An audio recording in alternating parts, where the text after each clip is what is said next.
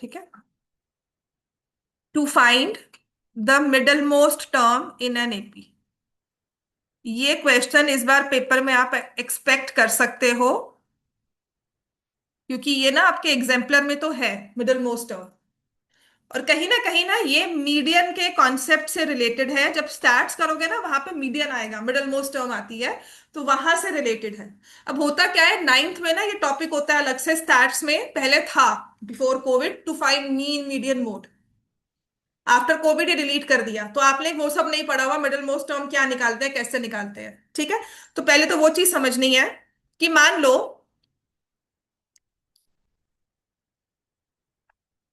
अब APs placement of terms rank wise आपने place किया कि फर्स्ट प्लेस पे कौन बैठा है, सेकंड प्लेस पे कौन बैठा है। जैसे मैंने चेयर्स लगा दी, 1 2 3 4 नंबर दे दिए, चेयर 1, चेयर 2, चेयर 3। चाल से चेयर 4 पे कौन बैठा हुआ है। तो मान लो अगर तीन लोग बैठे हुए हैं, C1 C2 C3, middle most कौन सा है इसमें, सबसे सेंटर में कौन बैठा हुआ है, C2 है ना। समझ में आ गया, सेंटर टर्म हो गई। अगर मान लो मैंने C1 C2 C3 C4 C5 लिया, अब सेंटर में कौन है, दो आगे दो पीछे, ये सेंटर वाला बच्चा। अगर मैंने 7 टर्म्स ले ली, C1 C2 C3 C4 5 6 and 7, तीन आगे तीन पीछे, सेंटर में C4। अच्छा, इन सब में कॉमन क्या था, C1 जब मैंने 3 टर्म्स ली या 5 टर्म्स ली या मैंने 7 टर्म्स ली, 7 चेयर्स ली, तो इन तीनों को अगर मुझे क्लासिफाई करना है एज वन थिंग कि मैंने इनमें एक चीज कॉमन रखी है, वो क्या है, all of them are, centre तो odd निकाल लिया, numbers. Odd numbers. मैंने 3 चेयर्स ली, मैंने सिटिंग में 5 चेयर्स ली, मैंने 7 ली।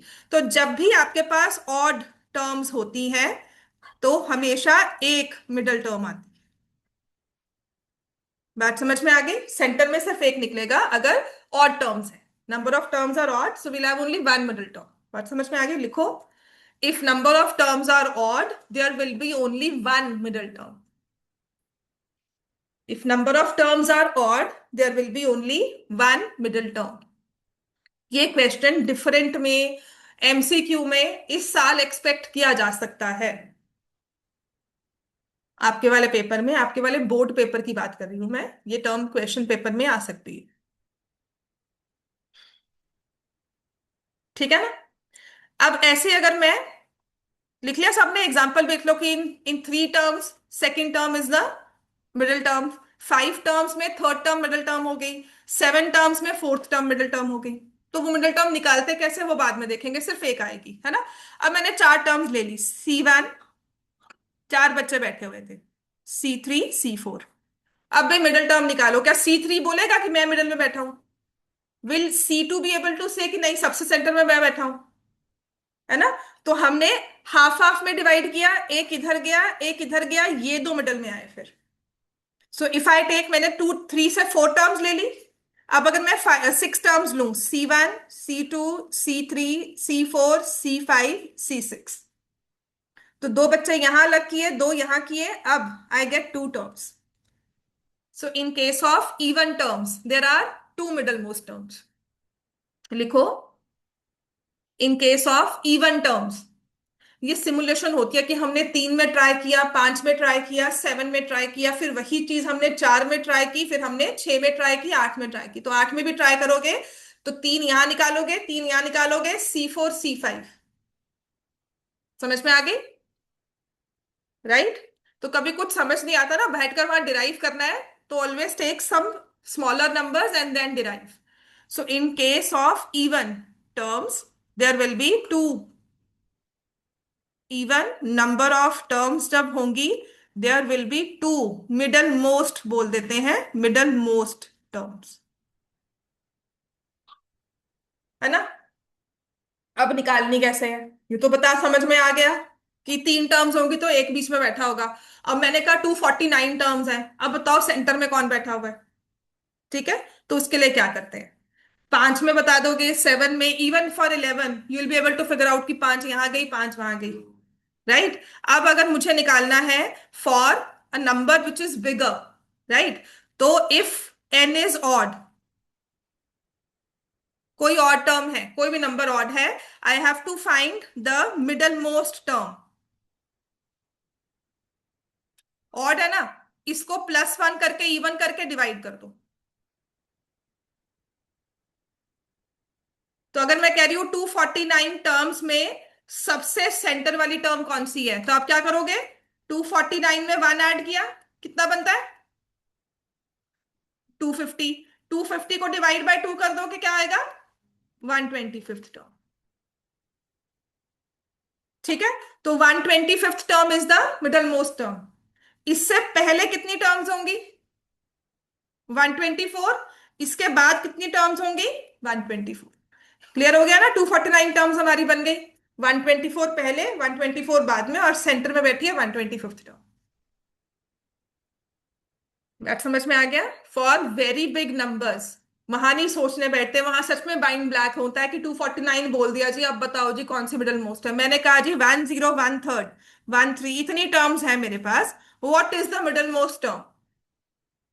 क्या करना है हमने? इवन ऑड है ना, इसको इवन बना दो। 1013 +1, फिर डिवाइड बाय 2 कर दिया। 1014 डिवाइड बाय 2 क्या आ जाएगा? 507। ठीक है, तो 507th term is the middle most term.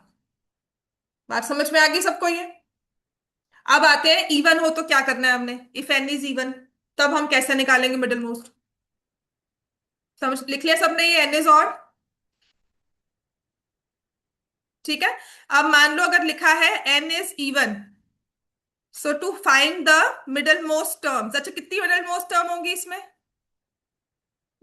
2 होगी ना। अब एन है, अब मिडल मोस्ट मतलब हर एक चीज को दो हिस्सों में डिवाइड कर रहे हैं, है ना? मिडल वाला पोर्शन मतलब हमने सेंटर वाला निकाला तो दो हिस्सों में डिवाइड कर दिया। अभी ऑलरेडी इवन है, तो इसको तो डिवाइड बाय 2 कर देना। अब मुझे अंडरस्टैंडिंग है कि दो मिडल टर्म्स निकलेंगी, तो मैं क्या करूंगी, एक तो इसको पहले तो ऑलरेडी 2 से डिवाइड हो ही रहा है, फिर 2 से डिवाइड करने के बाद +1 कर देंगे।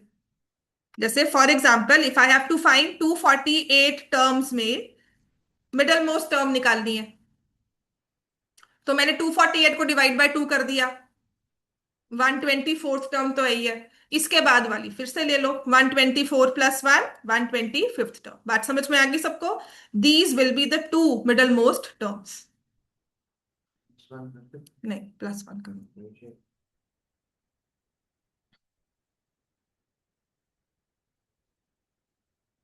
तभी कहा था सिमुलेशन में ले लो। देखो जब तुमने 7 टर्म्स, 8 टर्म्स ली, तो 4th term and 5th term, फिर 4th टर्म से पहले 3 टर्म्स होंगी, इसके बाद 3 होंगी, टोटल 8 हो गया। So always work with simulation. कभी भी मुश्किल आती है ना कि -1 करेंगे नहीं करेंगे, take simulation and then get that.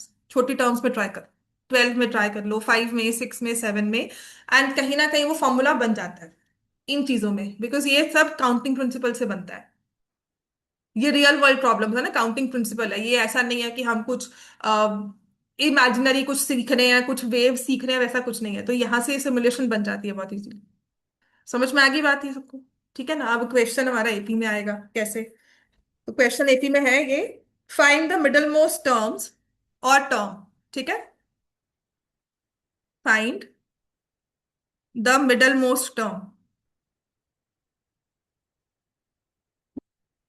Term लिखा होगा या टर्म्स लिखा होगा ऑफ एपी। कौन सा वाला एपी है देखो, दिया है -11, -7, -3, सो ऑन करते हुए पहुंच गए 49 पर। कहते एपी दी हुई है, अब मुझे बताओ कि इस एपी की मिडल मोस्ट टर्म क्या है ना? एपी में फर्स्ट टर्म क्या है, इसमें क्या दिख रही है? -11। कॉमन डिफरेंस कितना दिख रहा है? -11 से -7 पे गए, कॉमन डिफरेंस कितना होगा बताओ? और तुझे नींद क्यों आ रही है इतनी? अलर्ट हो जाओ। +3 होगा, वेरी गुड। 11 +3 इज -7, -11 +3, हाँ जी 4 होता है। क्या करते हैं, A2 - A1, याद रख लो, पढ़ ले, नंबर तेरे ही आने हैं, है ना? मैं तो यहाँ बैठकर जितना उसको अपना टेस्ट दे चुकी थी वो दे चुकी हूँ। सीरियसली मेरी कोई यहाँ पे टेस्ट नहीं होने वाला, नंबर मेरे नहीं आने वाले हैं, आपके ही आने हैं। पढ़ना आपने अपने लिए है, ठीक है? तो डोंट फील वेरी हैप्पी और वेरी प्राउड, या इसमें कोई अम्यूजमेंट वाली बात नहीं है कि मुझे नहीं आता। इस चीज को समझ कर आओ, घूमने भी गए हुए थे, now come back to the classes. वो ठीक है, 10 दिन तुमने पूरा फुल एंजॉय किया, नो वरीज, पर प्लीज बच्चा, पढ़कर आ रहे हो ना यहाँ पर, थोड़ा सा अलर्ट होकर आ। तुम कॉमन डिफरेंस नहीं निकाल पा रहे। कितना बेसिक है बता, किसी बच्चे को मैं बताऊंगी वो कहेगा -11 से -7 में डिफरेंस कितना है, आप मुझे +3 आंसर दे रहे हो। थिंक अबाउट इट, थोड़ा सोच। अब 10th का बच्चा हो गया, कोई नर्सरी का बच्चा थोड़ी है कि कुछ भी बोल दिया और हम हंसेंगे सारा कि बड़ी अच्छी बात की है उसने। इस स्टेज पर आकर be responsible for yourself. 10th class के बच्चे, 16 साल के बच्चे हो गए हो तुम। अब ये तो ऐसी एज है कि जहां हमें पता है कि हमारा फ्यूचर क्या है, हमें क्या करना है आगे। तो ये बेसिक क्वेश्चंस हैं, डिफरेंस प्लस माइनस करना तो हमें आना चाहिए, है ना। इसमें मैं आपसे ये भी नहीं पूछ रही हूँ कि नहीं नहीं मुझे डायरेक्ट आंसर बताओ। मैं सिर्फ इतना पूछ रही हूँ फर्स्ट टर्म क्या है, कॉमन डिफरेंस क्या है, तो इतना तो अलर्ट हम रहेंगे।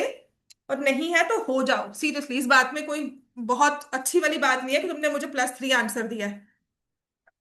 ठीक है, D is 4, राइट। अब देखो, अगर तो मुझे इसमें मिडल मोस्ट टर्म निकालनी है, तो I should know that what are the number of terms, how many terms are there, है ना। इवन और तो बाद में सोचूंगी कि नंबर ऑफ टर्म्स इवन है। तो हमें नंबर ऑफ टर्म्स निकालनी है, तो पहले बताना है कि कितनी टर्म्स हैं, फाइंड नंबर ऑफ टर्म्स। अब उसके लिए हम क्या करेंगे, नंबर ऑफ टर्म्स निकालने के लिए ये लास्ट टर्म दी है, an होता है। और मैंने आपको AP की जनरल टर्म बताई थी ना, क्या फॉर्मूला होता है, A+n-1 D। लास्ट टर्म कितनी है देखो, ये लिखोगे 49। इस AP में फर्स्ट टर्म क्या है, -11। एन के लिए तो सारा हम फॉर्मूला लगा रहे थे, वो तो मुझे नहीं पता, लेकिन कॉमन डिफरेंस क्या है, 4। बन गई single equation. That's why I said AP समझना मुश्किल नहीं है, सिर्फ फॉर्मूला आना चाहिए।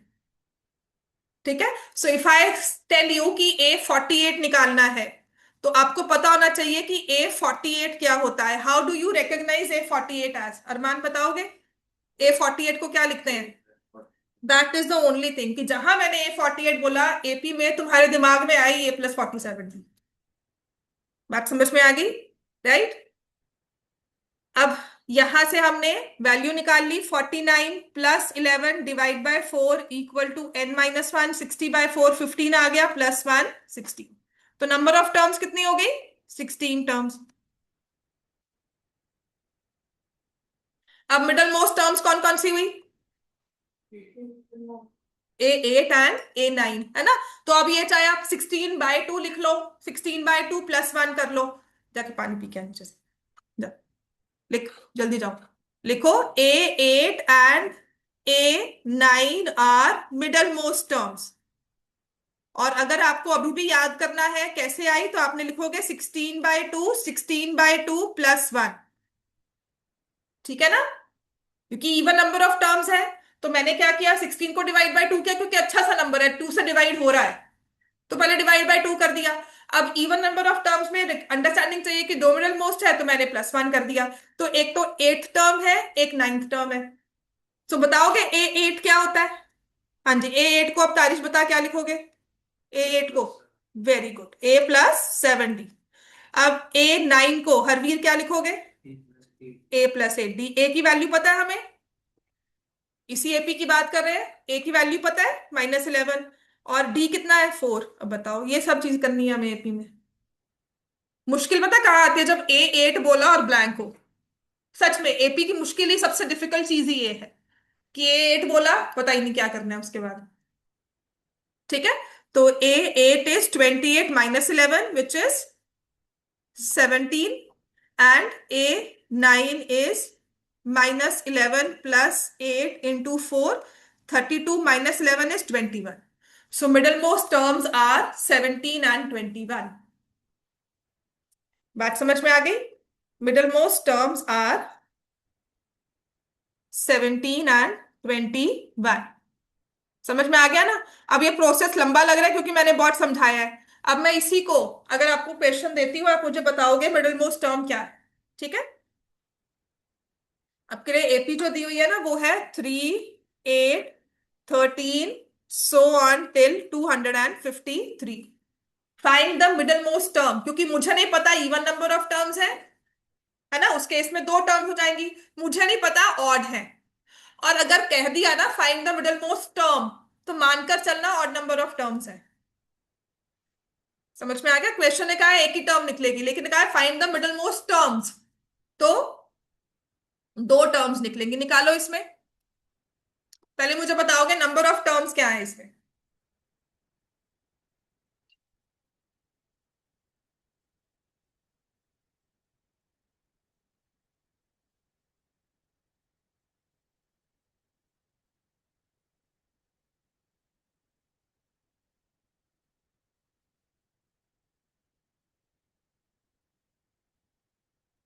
रबनूर ए एन को कैसे लिखते हो। A A N minus one D A plus लिखना है, ठीक है। प्लस। हाँ, दिमाग में रखना, वहां पे मल्टीप्लाई करके बता देना, होते हैं बच्चे ऐसे, वो जो प्लस नहीं लिखते फिर सोचते हैं मल्टीप्लाई हो रहा है सब कुछ।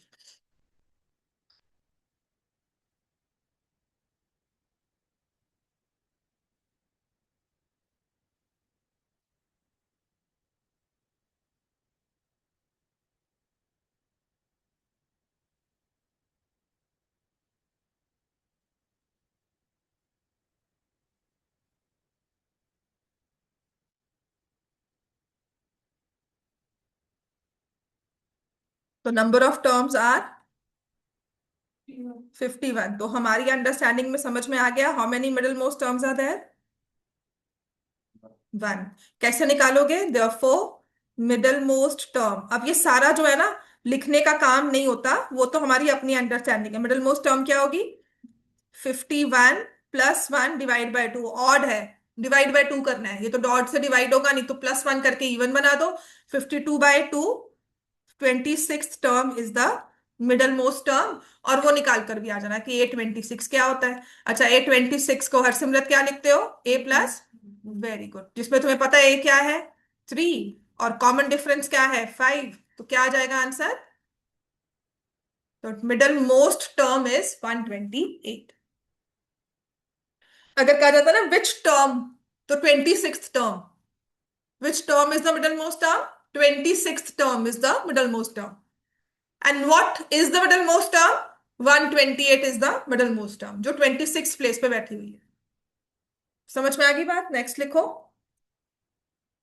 ऐसे ही एक और क्वेश्चन है, to find the middle most term. और इस पर फिर इसके बाद वी हैव अनदर क्वेश्चन, जिसमें लिखा है, जिसको जो इसका स्टेटमेंट प्रॉब्लम बन जाता है, 205, 197 एंड सो ऑन 37। हरवीर अब तुम मुझे आंसर बताओगे इसमें, ठीक है, नंबर ऑफ टर्म्स का, जल्दी से।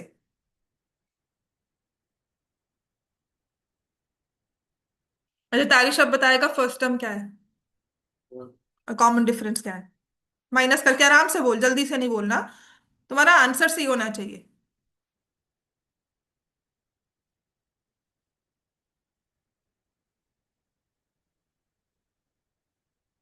घबराना नहीं, आराम से बोल, कोई बात नहीं। एक तो माइनस ठीक करना और एक साइन सही से बोल।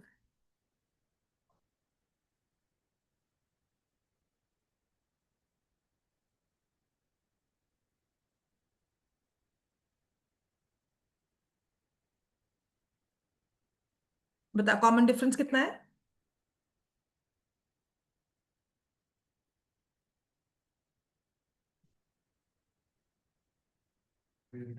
8 आया, +8 लिखोगे -8 लिखोगे, फिर सोच के बता। -8 क्यों लिखा हमने, क्योंकि बैकवर्ड जा रही है, छोटी होगी टर्म, है ना, इसलिए तुमने डिफरेंस निकाला है 8, फिर डिक्रीजिंग ऑर्डर है, तुमने लिख दिया -8। वेरी गुड, चलो अब देखकर आंसर बोलो, ठीक बोलो पर।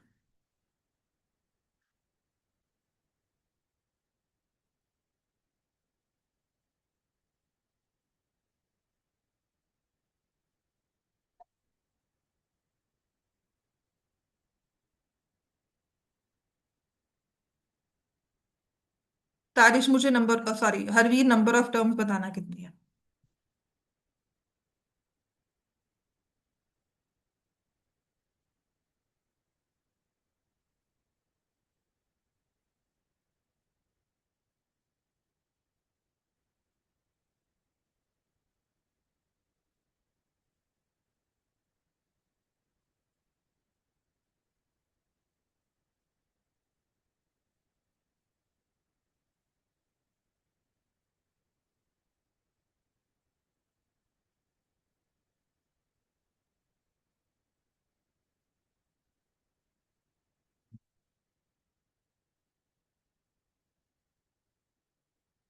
नंबर ऑफ टर्म्स क्या है।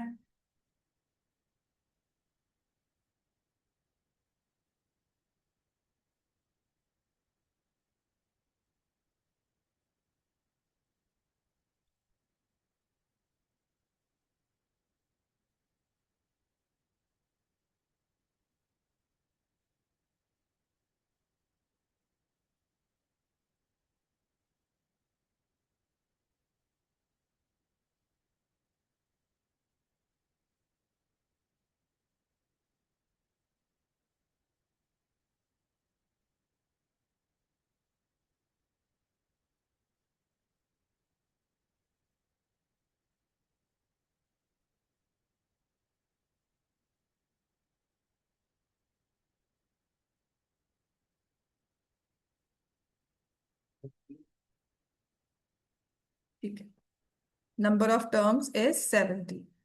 तो बताओ मिडल मोस्ट टर्म कौन सी होगी?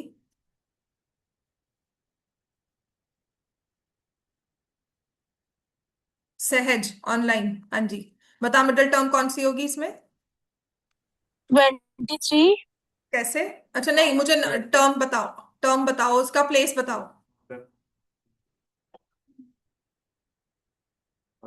प्लेस बताओ उसकी, टर्म कौन सी वाली टर्म जो है, which term is the middle most term, तो क्या लिखोगे? 18, sorry 18 plus one, ninth term होगी ना? 17 प्लस वन, 23 है। अच्छा, yes ma'am 23। Okay, number of terms 23। हाँ जी, अब तू बता तूने कैलकुलेशंस में क्या किया है। Number of terms 23, so middle most term क्या होगी? 23 plus 1/2 which is 24। 12th term is the middle most term. So 8 12 निकालोगे, 213 प्लस 11 इंटू -8, 213 -88, कितना आंसर आएगा इसमें? 125। 5।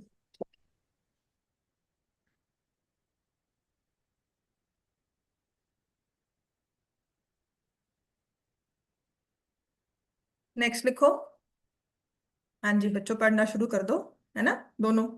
नेक्स्ट है sum of, find the sum of two middle most terms. अब ये आपके एग्जाम्पल का क्वेश्चन है। Find the sum of two, पिछला वाला क्वेश्चन कर लिया तुमने, middle most terms of the AP. अब देखो डायरेक्ट क्वेश्चन ने क्या दिया, टू मिडल मोस्ट टर्म्स की नंबर ऑफ टर्म्स तुम्हारी इवन ही है, समझ में आ गया?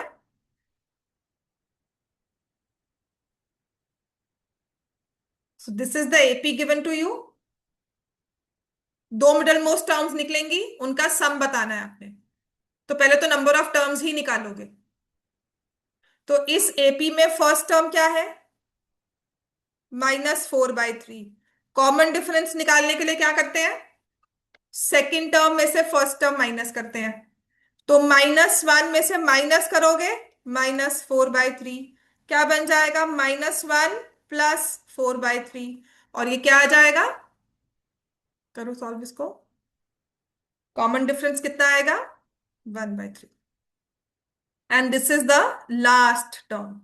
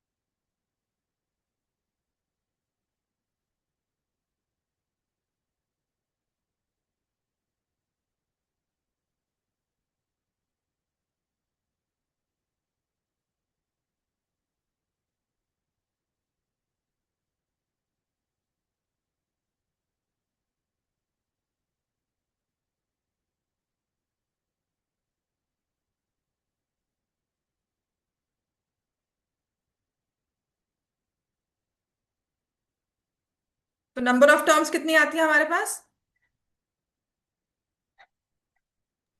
मैम 3 आंसर आ रहा है। 3 आ रहा है, ठीक है।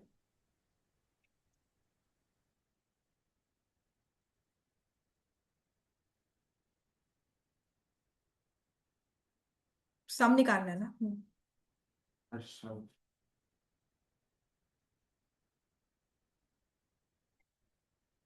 तो दो टर्म्स निकलेंगी, 9th एंड 10th टर्म। ठीक है, सो आपने A9 निकालना है, A10 निकालना है। तो A9 इज A+8D, और A10 निकालना है A+9D। अच्छा, आपको पता है सम निकालना है, तो डायरेक्टली 2A+17D भी कर सकते हो। 2 × -4/3 +17 × 1/3। तो -8 प्लस 17/3, तो ये 9/3, आंसर 3 है।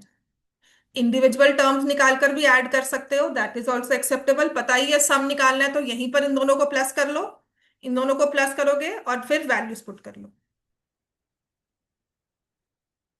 ठीक है, अब ये एमसीक्यू में क्वेश्चन आएगा, और ये आता भी एमसीक्यूज में है भी हॉट्स वाला क्वेश्चन जिसे कह सकते हैं। ठीक है, हो गया सबका, ये समझ में आ गया ये? ठीक है ना। अब जो क्वेश्चन करवाऊंगी वो एक्चुअली हॉट्स का क्वेश्चन है, जो ओरली होता है क्वेश्चन, विदाउट राइटिंग। आपका पेन डाउन रखवा दूं और फिर को ओरली वर्कआउट, मतलब ओरली सॉल्व करेंगे step by step, then you will be able to do it. ठीक है, नेक्स्ट लिखो, क्योंकि ना उसमें अंडरस्टैंडिंग होती है सम के फॉर्मूला से प्लस। लिख लिया, जल्दी कर। नेक्स्ट क्वेश्चन है, find the sum of all, find the sum of all the 11 terms of an AP if middlemost term, if its middlemost term is 30। आपकी वर्कशीट जो मैंने आपको दिया ना, एपी की 39th क्वेश्चन है।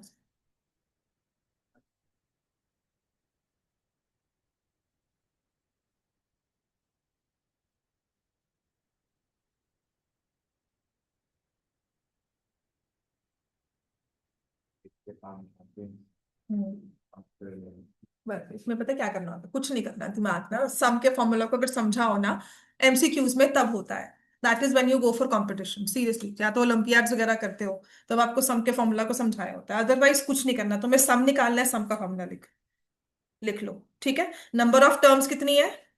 11। सम का फॉर्मूला आपके पास क्या होता है? n/2, 2a plus n-1b। ठीक है, और मिडल मोस्ट टर्म आपको दी हुई है, कितनी टर्म्स में मिडल मोस्ट टर्म दी है? 11। तो मिडल मोस्ट टर्म कौन सी होगी? 11 ऑड है, +1/2। Sixth term is the middle most term. मैं क्यों बोल रही हूँ? क्योंकि ये तो ओरली आ जाएगा कि मिडल मोस्ट टर्म क्या है, A6। अच्छा, A6 को कैसे लिखते हो? क्योंकि कुछ नहीं एपी के बारे में दिया हुआ है ना, तो क्या लिखोगे कि ये तो A+5D है और किसके इक्वल है? अब कुछ मत करना, इस n में ना 11 पुट करो and then try to figure out. तो ये क्या आ गया? 11/2, 2a, 11-1 क्या हुआ? 10d, 30 वो 13 हाँ, सब कुछ सॉल्व करने के बाद इसको सिर्फ 11 से मल्टीप्लाई करना होता है, 330 ओरिजिन निकलता है question. Because once you understood the reason behind this sum, middle most term को मल्टीप्लाई करते हैं नंबर ऑफ टर्म से, आपके पास सम ऑफ एपी आ जाता है, odd number of terms. Ma'am 330। 330 बिल्कुल ठीक है।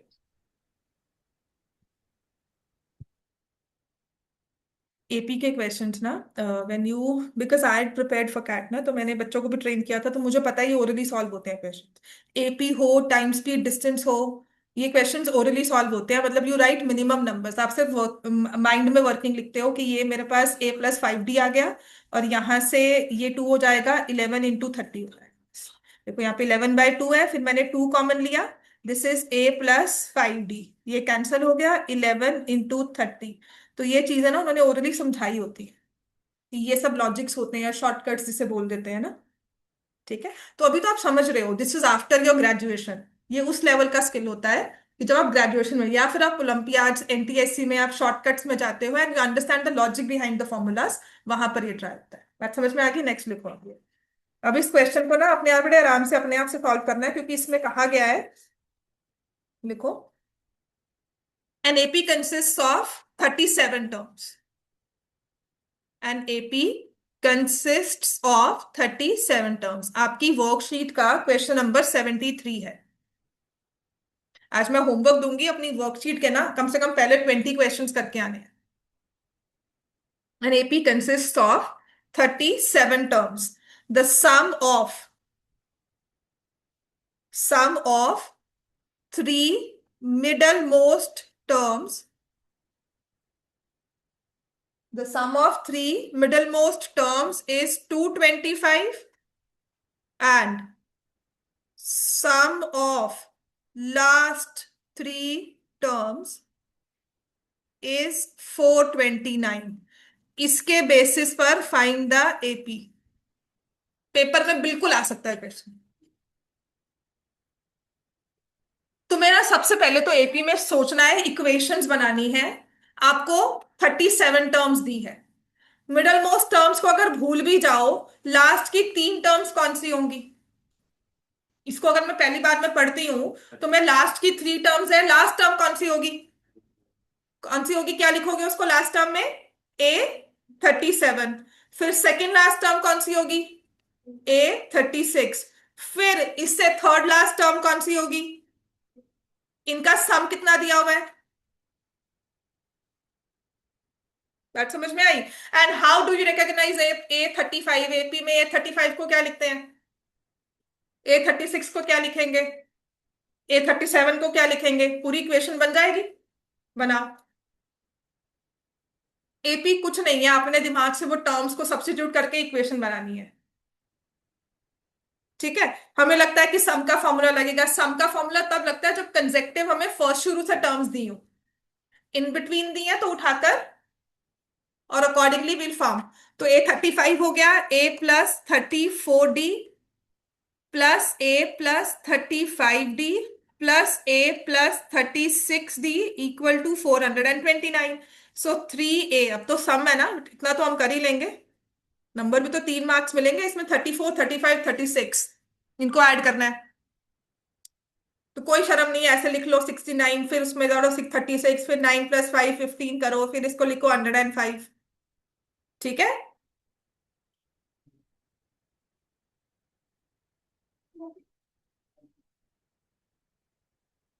8:30 बजे, 8:30।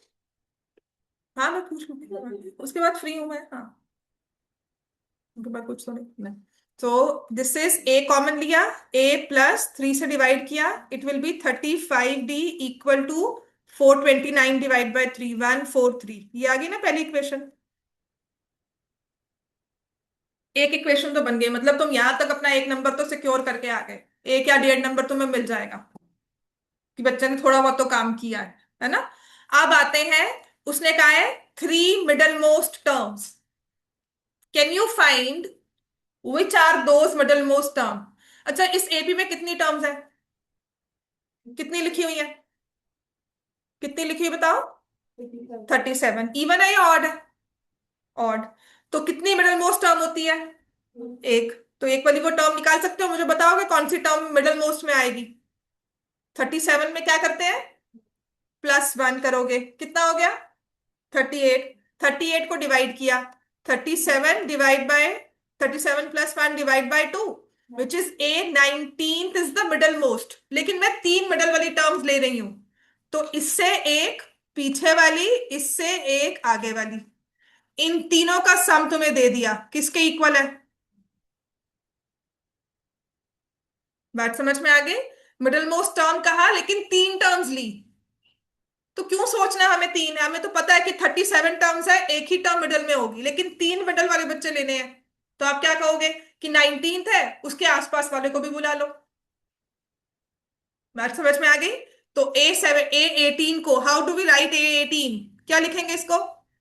A+17D। Very good. हाँ, A19 को क्या लिखेंगे और 20 को क्या लिखेंगे? कुछ नहीं समझ में आएगा ना, टर्म्स को लिखना शुरू कर दो। This is actually the starting point. तुम्हारे पास देखो ये दो इक्वेशंस बन गई, इसके बाद तुम्हें क्या मुश्किल होगा सॉल्व करना? लीनियर इक्वेशन में यही तो काम किया हमने, सारा टाइम बैठकर दो इक्वेशंस फॉर्म की एक्स एंड वाई में, फिर सॉल्व किया। चलो जल्दी से लिखो इसको। A+17, A+18, A+19, दो इक्वेशंस फॉर्म करो, find the value of A and D. और सबसे अच्छी एपी क्या है? ए तो कैंसिल चरी हो ही जाती है, वैसे ही फर्स्ट टर्म कैंसिल होती है। किसी से मल्टीप्लाई, एलिमिनेशन है तो सबसे इजी है ये।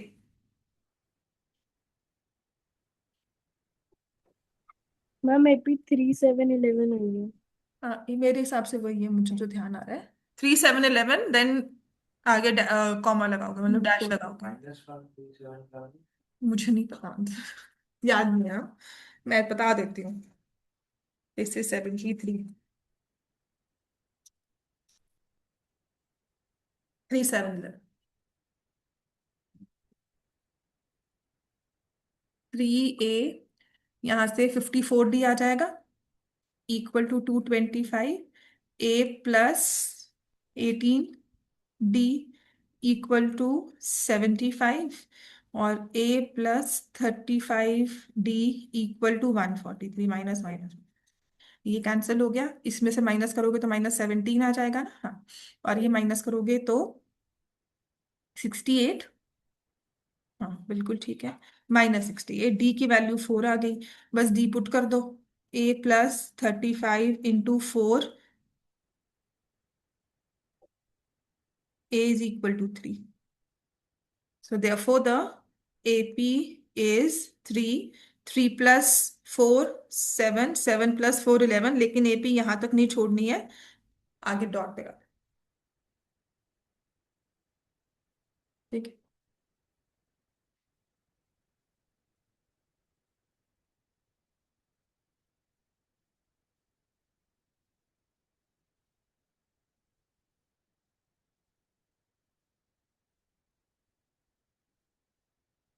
हमारे ना बुक में सिर्फ एक ही क्वेश्चन, आई थिंक एक या दो क्वेश्चन हमारे रहते हैं करने वाले, तो मैं कौन सा वाला करूँ?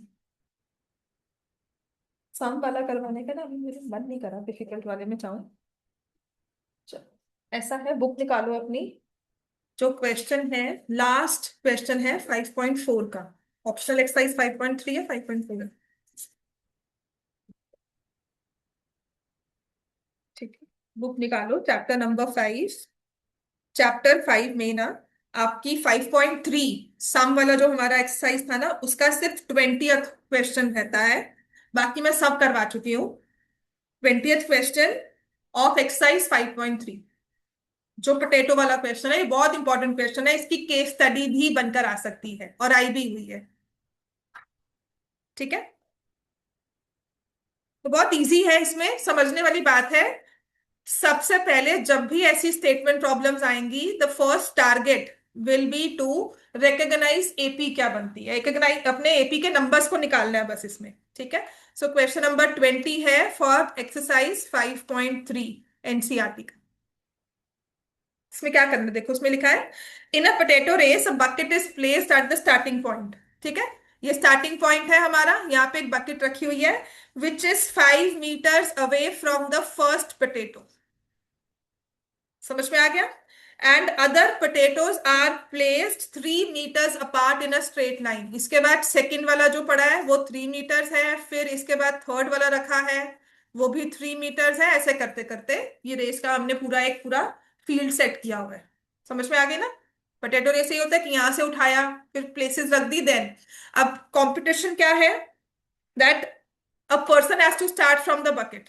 यहां से स्टार्टिंग पॉइंट से स्टार्ट करके पहले फर्स्ट पोटैटो तक जाना है, इसको पिक करके वापस आना है, वहां पे डाल दिया, बकेट में कलेक्ट कर लिया, उसके बाद फिर भाग करके सेकंड पोटैटो तक, फिर वापस आए। बात समझ में आ गई? फिर भाग कर गए थर्ड तक और फिर वापस आए। समझ में आ गया? तो ये पहले प्रोसेस को समझो, क्या है, सबसे इजी क्वेश्चन है, कोई मुश्किल नहीं है समझना। बस होता क्या है कि हमें लगता है कि क्या चल रहा है, ये सब क्या कर रहे हैं, नंबर्स के साथ देखो कि पहले स्टार्टिंग पॉइंट से वो फर्स्ट पोटैटो तक गया भागकर, जो भी यहाँ पे एथलीट है, उसने कितना डिस्टेंस कवर किया, स्टार्टिंग पॉइंट से फर्स्ट पोटैटो तक कितना डिस्टेंस कवर किया। स्टार्टिंग पॉइंट से फर्स्ट पोटैटो इतना भाग कर गया, कितना डिस्टेंस कवर किया, 5 मीटर, और वापस भी आया, तो first potato to and fro कितना डिस्टेंस कवर किया है, 10 मीटर, है ना। 5 होता है एक डायरेक्शन में, 10 है टू एंड फ्रो।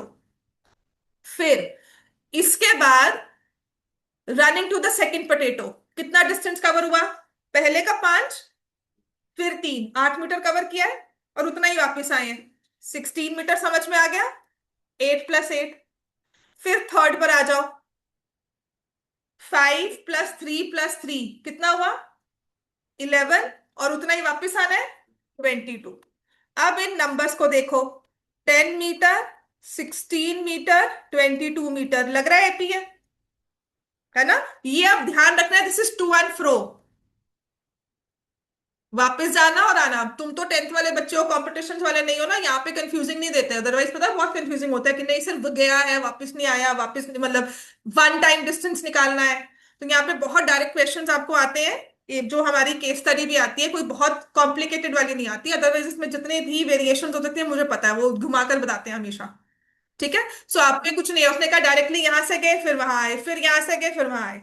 वेरिएशन पता क्या होती थी कि यहाँ पे कलेक्ट कर रहे हैं, now after you collected the last one, तो उससे वहां से आप वापस निकल गए, आपने वापस जर्नी नहीं की, तो ये सब सारी वेरिएशंस होती थी इसमें, वो सब चीजें अब नहीं है यहाँ पर। ठीक है, राइट, तो 10, 16, 22 ये एपी बन गई। अब क्वेश्चन को हमने समझ लिया है। अभी मैंने आपको ये नहीं पूछा कि क्वेश्चन में निकालना क्या है, मुझे नंबर समझ में आ गए। अ competitor start from the bucket, picks up the nearest potato, nearest कौन सा हुआ, P1, runs back with it, दोबारा वापस गए, drops it in the bucket, फिर runs back to pick the next potato, अब नियरेस्ट P2 हो गया ना, इसको उठाया फिर वापस आ गए। Then she continues in the same way until all the potatoes are in the bucket, जितने भी होंगे ये उनको रेस समझा दी कि ऐसे करके तुम्हें सारे लाकर रखने हैं और कम से कम टाइम पे तुम्हें इसे कंप्लीट करना है, right. What is the distance the competitor has to run, और यहां लिखा हुआ है there are 10 potatoes in all, so number of terms कितनी हो गई, 10। 10 पोटैटोज रखे हुए हैं ना हमने, तो उसको 10 बार जाना है, 10 बार वापस आना है, राइट। पिकिंग में 5, देन 5 + 5, देन 5 + 3, 8 + 8, देन 5 + 3 + 3, 11 + 11, तो ऐसा 10 बार उसे टू एंड फ्रो जाना है। The question says what is the total distance competitor has to run, कि ये करते हुए उसने कितना मीटर भाग लिया। ठीक है, तो हमें क्या करना है, we have to find sum of 10 terms. Total distance मतलब सम ऑफ 10 टर्म्स। आप लिखोगे कि द डिस्टेंस, जब इसको हमें लिखना होता है ना, 5 मार्क्स में आ जाए हमें, distance covered to pick, distance covered to and fro, to pick one potato. ठीक है, तो क्या होगा, आप लिखोगे 5 + 5 which is 10 metres, distance covered to and fro to pick second potato, 2 potatoes नहीं है, सेकेंड वाले पे जा रहे हैं, तो आप 16 मीटर्स लिख दोगे। Distance covered for the third potato, तो कितना आ जाएगा, 22 मीटर्स। फिर हम लिखेंगे these terms form an AP, फिर हम लिखते हैं कि 10, 16, 22 सो ऑन, फिर लिखेंगे these terms form an AP, these numbers form an AP, जिसमें फर्स्ट टर्म क्या है 10, कॉमन डिफरेंस क्या है 6, नंबर ऑफ टर्म्स क्या है 10। अब बताओ S10 क्या है, ये क्वेश्चन है सारा, बस। S10 का फॉर्मूला क्या होता है, n/2, 2a + n-1b। n कितना हो गया, 10/2, 2 × 10 plus 10 - 1 into common difference 6. So 5, 20 plus 5 × 6, 30. No, 9 × 6, sorry, 54.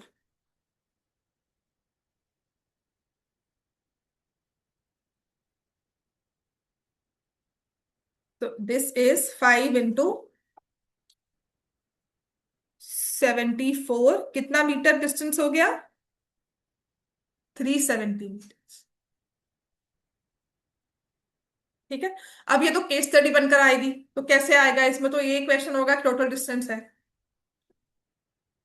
अब पता क्या क्वेश्चन आ जाएगा, देखो, इसी में अगर मैं आपसे पूछूं what is the, how much the competitor has to run, या how much the competitor has to run to pick the 7th potato,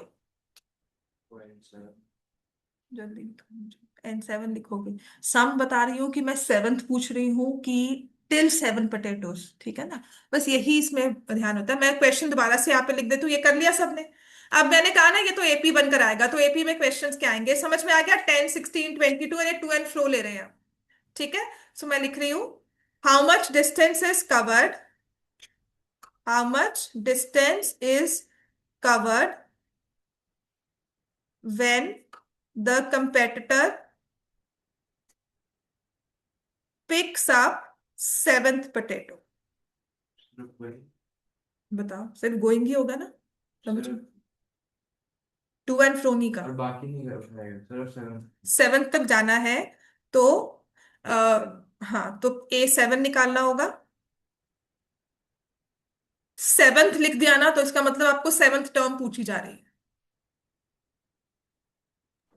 ma'am but some 7 तक नहीं निकालना होगा। नहीं बेटा, हाउ मच डिस्टेंस है, सेवेंथ लिखा है, सब नहीं निकालना होगा। नहीं मैम, क्योंकि कॉम्पिटिटर जब तक पहुंचेगा तो उससे तो टू एंड फ्रो तक ही पहुंच सकते हैं ना, वो 7 तक सीधी लाइन में थोड़ी ना पहुंचेगा सीधी लाइन की कॉम्पिटिटर। बात नहीं है बेटा, सेवेंथ पोटैटो को पिक करने में कितना भागना है,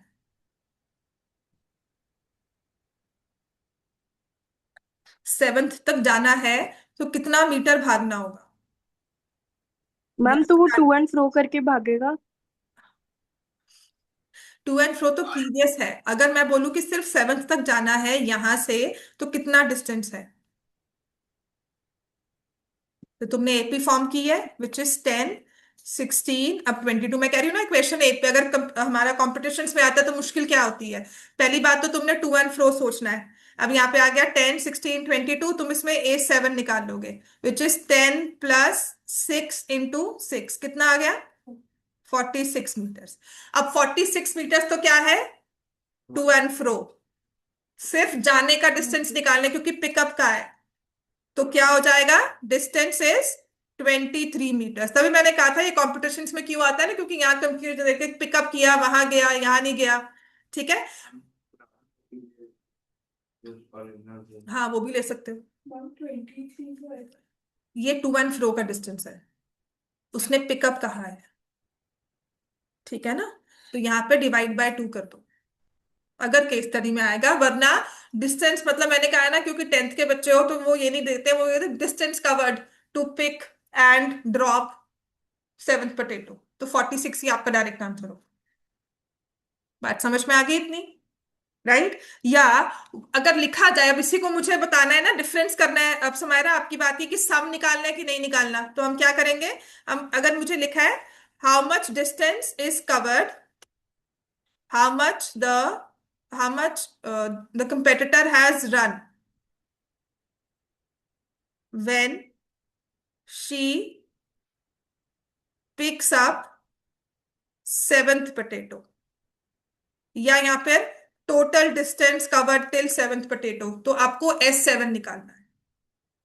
बात समझ में आ गई, सिर्फ क्वेश्चन को समझने की बात है। केस स्टडीज करवाऊंगी यहाँ पे, 2-3 आपको क्लियर हो जाएगा कि टर्म पूछी हुई है या फिर हमें केस स्टडी में नंबर ऑफ टर्म्स पूछी हुई है, नंबर सम ऑफ टर्म्स पूछा हुआ है। बात समझ में आ गई, क्वेश्चन मुश्किल नहीं है, बस इसको फ्रेम करना है। अगर डायरेक्ट क्वेश्चन हो तो कर लोगे, पर अगर इसके 2-3 पार्ट्स दे दो ना, फिर कंफ्यूजन आनी शुरू हो जाती है।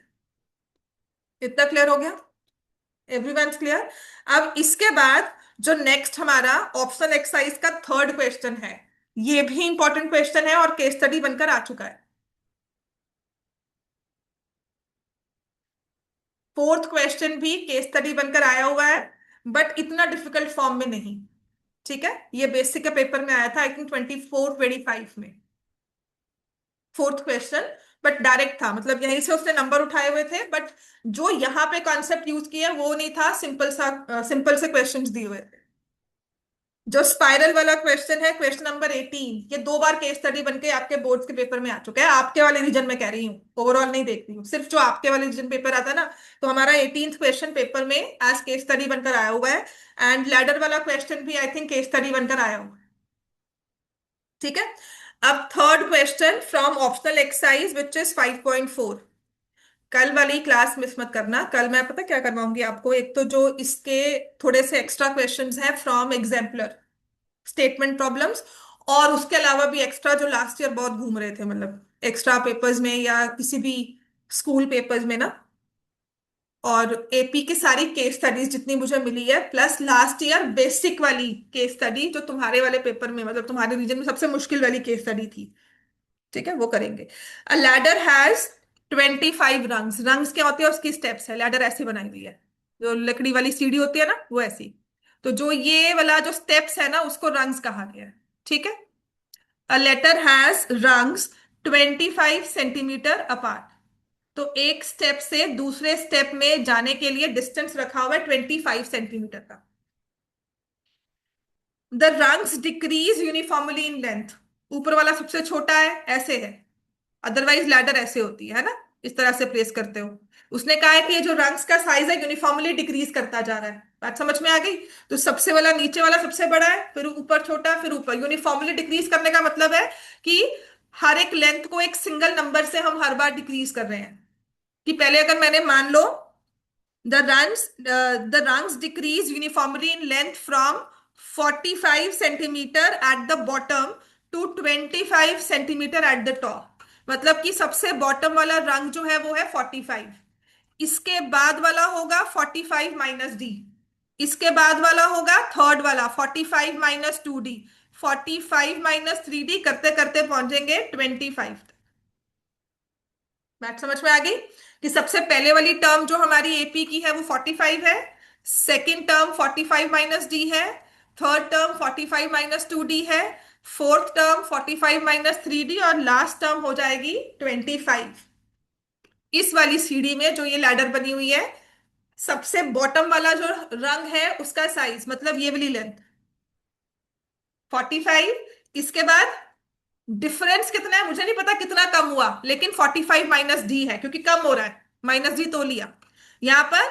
फिर और कम हुआ, यूनिफॉर्मली कम हुआ, कि जितना पहले कम किया था उतना ही कम करो। ठीक है, 45 माइनस 2D, फिर 45 माइनस 3D, सो ऑन करते करते आप 25 पे पहुंच जाओगे। Right.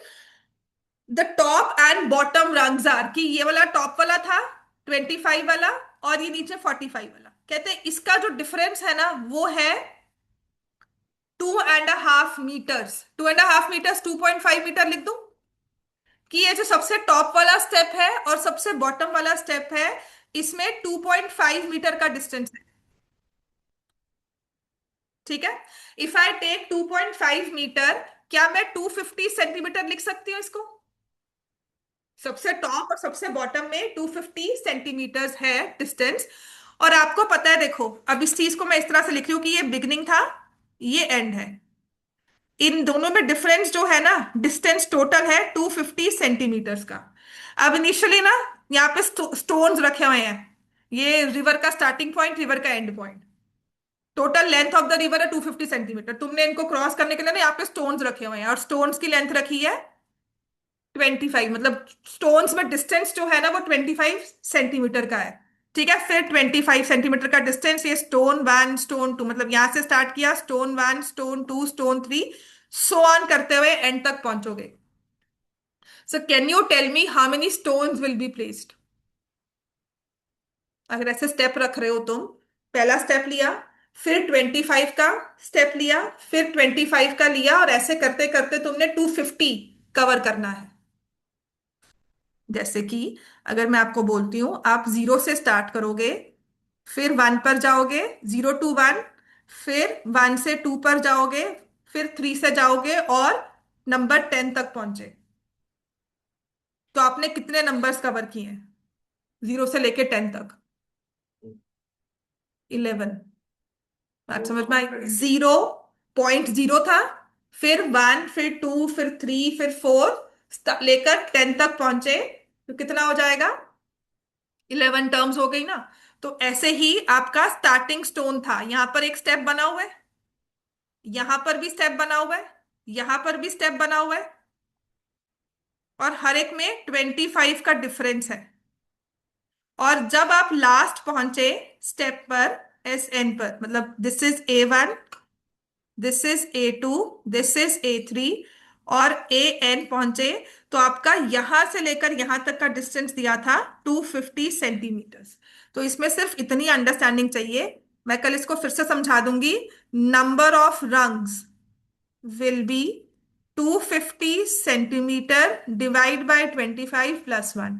Total number of rungs जो है ना वो 11 है। बस इतना समझना है। ठीक है। कल ये चीज फिर से डिस्कस कर लेंगे। Think about it, AP revise कर लो, नेक्स्ट वीक इसका टेस्ट होगा।